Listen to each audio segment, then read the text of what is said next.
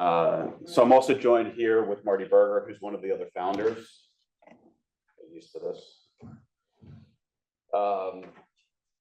Thank you. I think the biggest thing that we're seeing these days is that real estate continues to evolve and change. Let's see if that's showing. All right. Just give me 1 minute.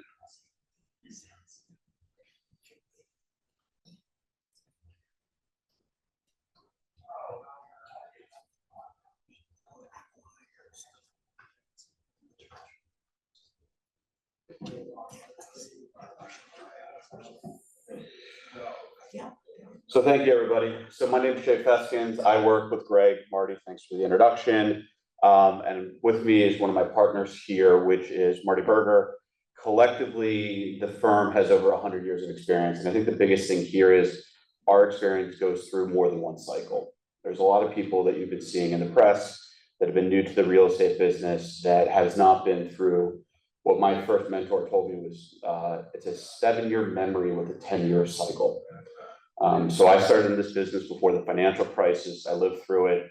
And fundamentally, there's been a disconnect the last 15 years or so in real estate.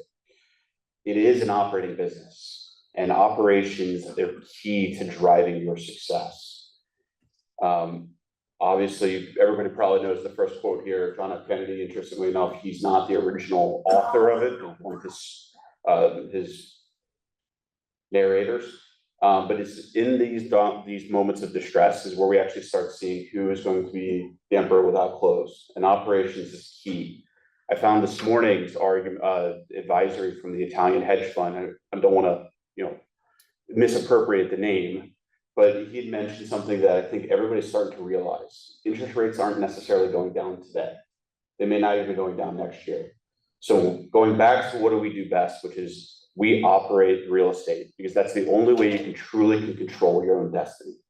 Interest rates will go up, they'll come down, capital markets will change. But at the end of the day, if you build a good product and you operate it well, is how you'll instill long-term value. And my partner, Marty, he has a phrase that I used to love, is who's better to watch the chicken coop or the hen house than the fox? Not to say that we're out here to try to steal money, but at the end of the day, our interests are aligned with yours. Is we want you to be able to operate your assets better, more efficiently. And then of course, how does that impact you? At the end of the day, we can go through all of the ways we give value, but fundamentally, the biggest value to any of these investors out here is your time. And by us providing our 100 years of experience to be able to operate more efficiently, you are going to get your time back to make better, faster, easier decisions. So just how do we do this? We do it based on a top-down approach. At the end of the day, every bit of real estate is unique. There's a lot of people out here talking about prop tech and real estate and how it's going to solve the world, but it doesn't get away from the fact that a real estate asset where we're standing today does not have the same value as a deal in New York or a deal in LA. Every deal is going to be different, and we need to approach every deal being data forward, being mindful, but understanding that fundamentally those bricks and sticks are not interchangeable with some other location. So we approach it from an executive point of view. We dive into our data, and we go into a deep financial analytics. In these moments of distress, we're also getting more involved in how do we make things a little bit more workout and restructurings, loan modifications, and then of course, looking at what is your long-term objective. Is it getting it to the point where you're cash flowing, operating? Is it a tax advantageous position? Or is it let's distress, get rid of it, and move on? Marty, I'll bring you up in just if you want to come up now. So our experience ranges from building to all the way through lender services, construction management, GC oversight. You can see all of these things that we draw here. And we're going to go through a couple of examples and then open it up to questions of what we've done. So diving into a little bit more of the services we provide is on the asset management side. Again, we look at every single asset as if it's specific to that particular location or that particular investment and that particular objective. We go through, we set a tailored action plan, and we set clear KPIs.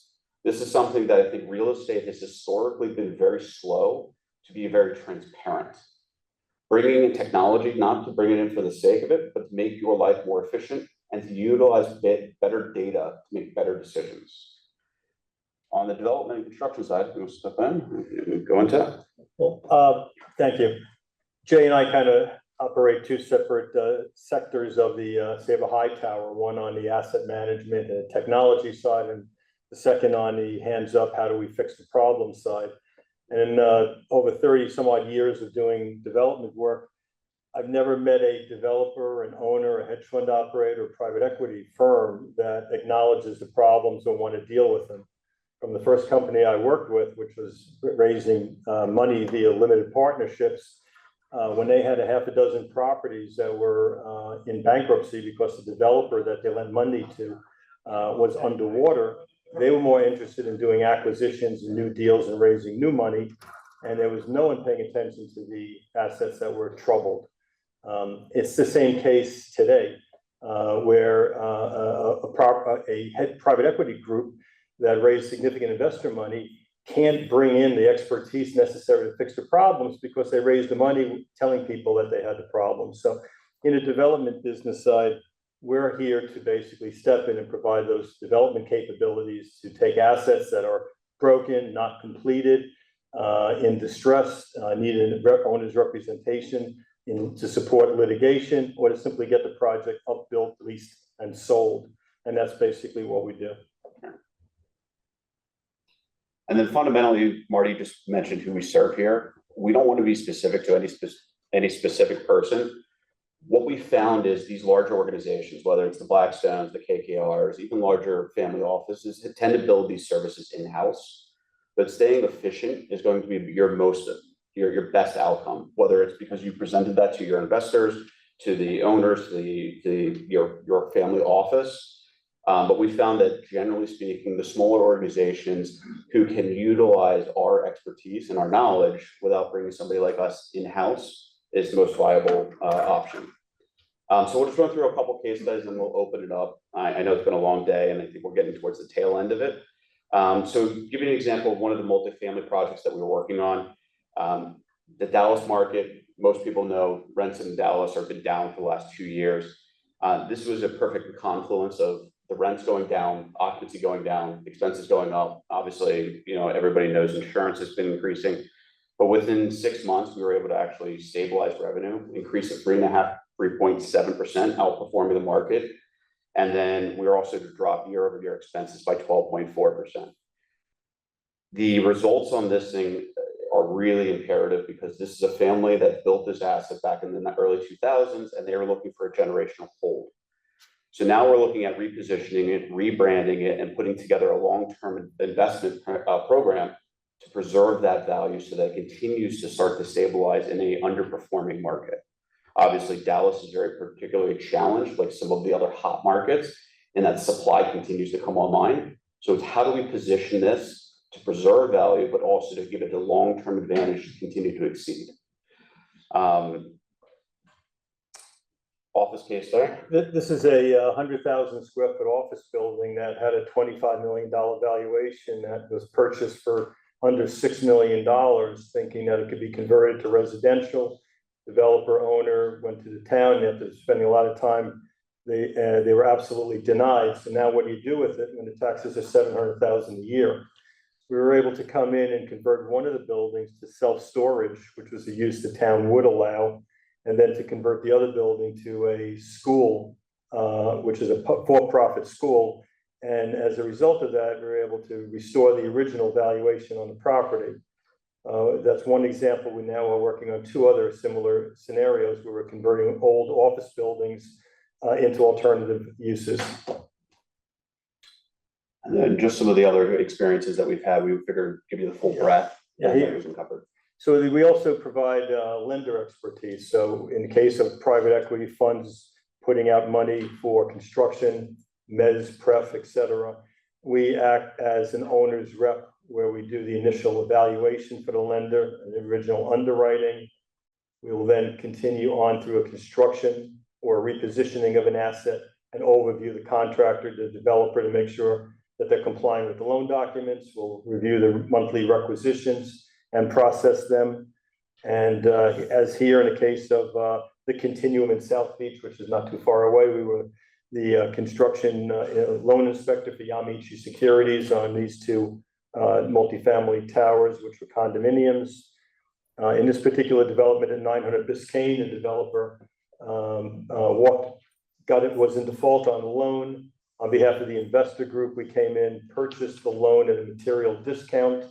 Not only did we finish the building and recoup the original $50 million investment, but we made another $70 million on it to the client. So are you guys a ground up construction or like value add or repositioning? Where you're not everything, right? So we have another company called Sabre Real Estate Advisors and Sabre Hightower. And Sabre Hightower itself is a ground up real estate development firm. We've done hotel developments, as in the case of the Ritz-Carlton here in South Beach, Ritz-Carlton in Coconut Grove. We have done probably 5,000 to 6,000 multifamily units, 3-story high-rise product as well. And current. Where is that located? In New York tri-state area as well as the Southeast. We have done Fort Myers here, Naples, Bonita, Tampa, Orlando, right around the corner at 1800 Alton. Is that like annual recurring? We had to rebuild it? Pretty, no. So we do a lot of ground up. Currently, we have 3 multifamily developments that are going into permitting and in the ground in the New York tri-state area. Separate apart from that, we have the advisory service business, which provides the asset management business, as well as step in and provides the services to represent lenders, as well as family offices that have made investments that aren't quite going right. And where that's an opportunity where we can use our development expertise and act as an owner on behalf of an owner to get their asset completed. So you may come in to do like a repositioning or just be the outsourced. We will come in. We'll come in as a third-party advisor, monitor, overviewer. We'll come in as take over as a developer and complete the project. We'll often invest our own money as well in situations that need be. Or we'll come in on joint venture with a family office or a family member that has a piece of land that doesn't know what to do with it, or we might have a better idea as to create value on it. Yeah, just one last example was. You think I can see that? This is the retail. So this is a Riverhead loan, perfect example. An individual made a loan on land and foreclosed on the land. Now we had a piece of land in Riverhead, Long Island, had no idea what to do with it. We came in, we thought it was an excellent retail site. We took it from there. We designed a 180,000 square foot retail shopping center. We obtained approvals for it. We went out and did leases with Dick's Sporting Goods, Christmas Tree Shop, Aldi, Starbucks, Vitamin Shop, and then we built it. And then on behalf of him, during that process, the site contractor was unable to perform, so we hired our own crew and stepped in and completed the site work so we can provide the on-time delivery to the anchor tenants. And at the end of the day, the individual who made the original land loan still owns to this day a very, very successful completed shopping center. So just to sum it up, at the end of the day, we provide a variety of different services. While we do have multiple verticals on the development side, ground up construction, really we're here presenting to you today our ability to help you and free up your time. Real estate is a fundamentally operating business. Unless you have incredible amounts of capital like Blackstone, it's no longer a finance game. And I think the heightened interest rates are moving that towards the forefront. And people are now realizing that we have to operate it as a cash flowing business. So we'll open it up to any questions. Otherwise, we'll see you. You can also reach out to us at dinner tonight. I think it's fascinating. I just have so many questions about real estate these days, and we're gonna have a great panel tomorrow on it and some great discussions about it. So, so looking forward to it. Great presentation, guys. Thanks so much. Thank you. Great to know about tourism.